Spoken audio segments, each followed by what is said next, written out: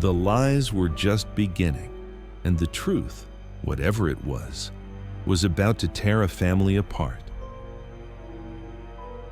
For 31 days, no one called the police. For 31 days, Casey Anthony lived as if nothing was wrong, while her parents worked, while Caylee's toys gathered dust, while questions went unanswered.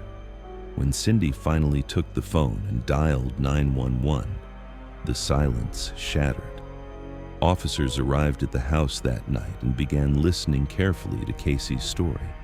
A nanny named Zanny, a child taken for one last day, a life explained through calm sentences and perfect certainty. But as the questions deepened, as details were checked, as addresses were traced, something undeniable emerged. The nanny Casey described did not exist. And for the first time since Caylee disappeared, investigators understood one thing clearly. The story they had been given was already falling apart. A missing child, a mother's silence. The Casey Anthony mystery. When Caylee's disappearance finally came to light, the timeline didn't just crack, it shattered. Every explanation tangled into another contradiction. Every answer revealed a deeper question.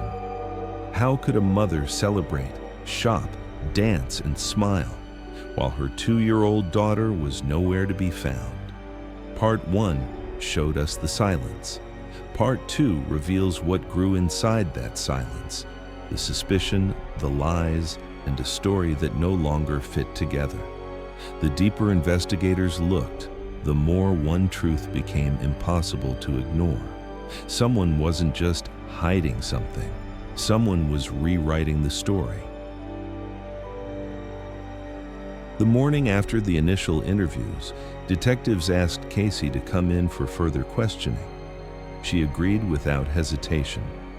Her demeanor remained steady, the same calm confidence she had shown the night before. When they asked again where she worked, she repeated the same answer she had given for years: Universal Studios. The detectives requested that she take them there. Casey nodded. There was no sign of discomfort or hesitation. She rode with them to the entrance, pointed out where employees usually parked, and walked with them toward the security checkpoint. Inside the building, she moved with familiarity, greeting the front guard with a small smile. The guard recognized her name from past visits, but noted she was not on any current employee list. Casey continued walking, leading the detectives down hallways lined with offices and production rooms. She walked with purpose, as if she were heading toward a destination she knew well. For a moment, nothing in her behavior suggested doubt. She moved past doorways, paused briefly at intersections, and continued as if she were retracing a route from memory. The detectives followed closely, exchanging quiet glances but allowing her to lead. After several minutes, Casey slowed her pace. She reached the end of a hallway where there were no more offices, no familiar markers, no sign of the workspace she claimed existed. She stood still for a moment, looking ahead, then turned back toward the detectives.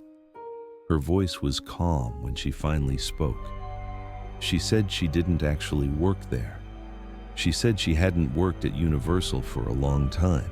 She said she knew she shouldn't have lied. There was no dramatic reveal, no sudden emotion, just a quiet sentence in an empty hallway that didn't match the confidence she had shown minutes earlier. The detectives noted the shift, the sudden simplicity of the admission compared to the layered story that had led them there. They walked her to an interview room nearby. From that point forward, the conversation changed. Detectives now knew that the job, the schedule, and the daily routine Casey had described were not part of her life at all. The Universal visit became a turning point, not because of a new piece of evidence, but because it showed how far the truth had to be separated from the stories Caylee had been telling. Part 1 showed what was seen. Part 2 reveals what was hidden. As detectives continued their work, they began assembling a detailed folder of evidence, notes, photographs, lab reports, and transcripts that documented the early stages of the investigation. The goal was simple: reconstruct the weeks in which Caylee had been missing, using anything that could help explain where she had been and what might have happened to her. One of the earliest pieces examined was Casey's white Pontiac Sunfire. The car had been abandoned and towed, then recovered by Cindy days before the 911 calls. Detectives photographed the interior and took samples from the trunk. A dark stain was visible on the carpet.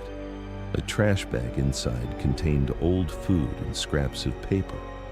There were long strands of hair in the lining, similar in length and color to Caylee's. The odor inside the trunk was noted by multiple officers.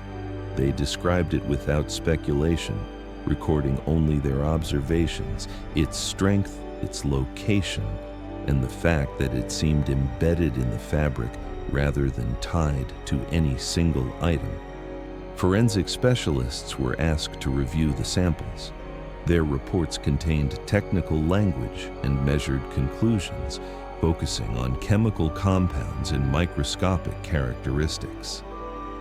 Investigators also examined the Anthony family's home computer. Search logs showed entries for terms like chloroform and household weapons, along with other queries that raised questions. The timestamps were reviewed and the data was cataloged carefully, though the investigators knew that understanding who conducted the searches and why would be more complex than simply listing them in a report. Friends and acquaintances were interviewed as well. They described Casey's behavior during the 31 days, how she had visited friends, gone out in the evenings, and stayed with her boyfriend. None of them recalled her expressing fear or concern about her daughter's whereabouts. Their statements were steady and consistent, forming a contrast with the missing child narrative that should have defined those weeks. Each piece of evidence by itself offered limited answers. The car suggested something unusual, but not definitive. The search history raised questions, but not conclusions. The interview showed a pattern of behavior, but left the most important details unresolved. By the time investigators reviewed everything together, the evidence folder had taken on a shape of its own, structured, detailed, and full of information, yet still missing the one fact needed to understand the case clearly: where Caylee had been during those 31 days. The search would continue, but the picture built from these early findings remained incomplete, waiting for something that could tie the scattered details together. On December 11, 2008, nearly 6 months after Caylee was last seen, a utility worker was assigned to a small wooded area off Suburban Drive. The location was close to the Anthony home, less than half a mile away, an area lined with trees, brush, and uneven ground that became muddy after rainfall. It was not a place most people walked through unless they had a reason to be there. While moving along the edge of the woods, the worker noticed something out of place on the ground. A trash bag lay partially open, its surface torn and weathered. Inside it, he saw another bag. The sight made him uneasy. He contacted law enforcement. Officers arrived and began a careful survey of the area. They moved slowly through the brush, marking the ground, taking photographs, and identifying anything that might be significant. The bags contained small skeletal remains. The skull was found nearby, separated from the rest of the bones by time and weather. A strip of duct tape lay across the front of the skull, positioned where the mouth would have been.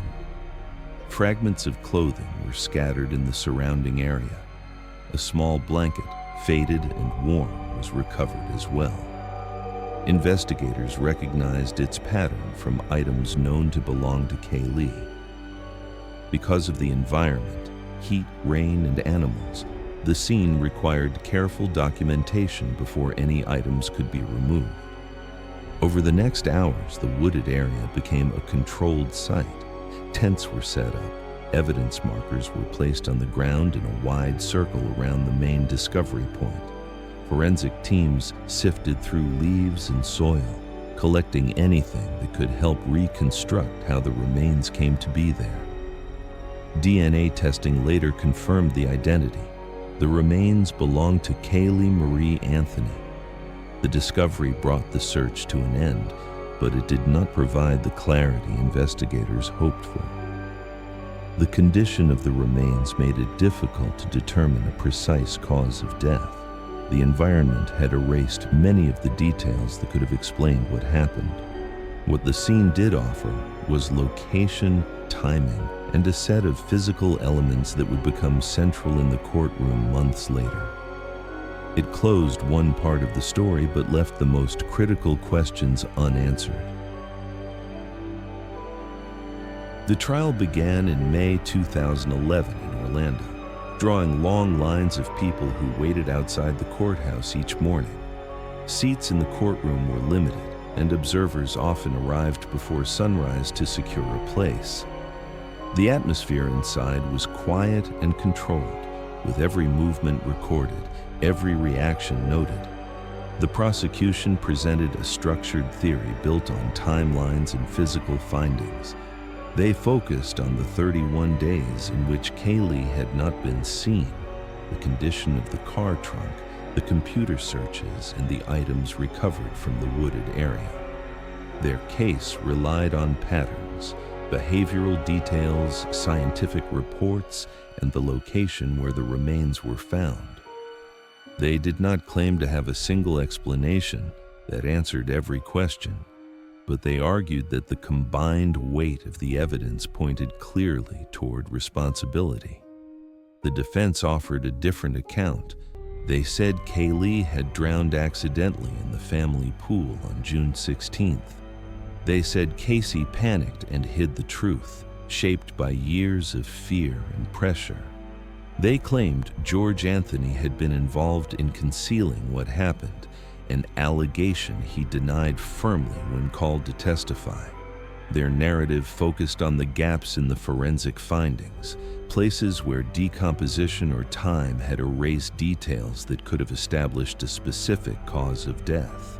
Throughout the trial, Casey sat at the defense table, listening as each witness spoke. At times she took notes, at times she appeared emotional. Most of the time she remained still, her expression difficult to read. Jurors watched her quietly, observing not only the evidence but how she reacted to it. After weeks of testimony, the jury withdrew to deliberate. They studied the forensic reports, timelines, and statements, weighing what had been proven against what remained uncertain. The central question, how Caylee died, had not been answered definitively. The physical evidence showed what had happened afterward, but not the moment itself. When the verdict was read, the courtroom stayed silent. Casey Anthony was found not guilty of the major charges, including first-degree murder and aggravated manslaughter. She was convicted only of providing false information to law enforcement. Outside, the reaction was immediate. Crowds gathered near the courthouse, many holding signs, others speaking to cameras or to one another in disbelief. The case had drawn national attention, and the verdict deepened the divide between those who felt the evidence left too much unanswered and those who believed the legal standard had not been met. In the months after the trial, Casey avoided public attention.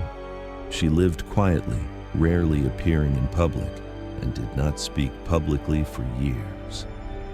When she eventually gave interviews, she repeated that her daughter's death had been an accident and that she had been afraid to tell the truth. Her parents rejected this account, and the family relationship fractured under conflicting narratives of what had happened. Today, a small memorial stands in honor of Caylee Marie Anthony. Visitors leave flowers, toys, and handwritten notes beneath a plaque engraved with her name. The memorial is quiet, often empty, and sits as a reminder of a case that raised questions that remain unresolved. Some parts of the story are documented clearly: the timeline, the evidence, the trial, and the verdict. Other parts remain unknown, shaped by silence, missing details, and moments no one witnessed. For many who followed the case, the question of what happened on June 16th has never been fully answered. The truth of that day remains the one part of the story that no investigation, report, or testimony could completely define. The truth didn't come quietly. It surfaced in fragments, lies, contradictions, and the echoes of a little girl the world never got to know. Caylee Anthony's story is more than headlines, more than a courtroom, more than a verdict that split a nation. It is the story of a child whose voice was lost and a case that left one haunting question behind. What really happened? And why did no one speak when it mattered most?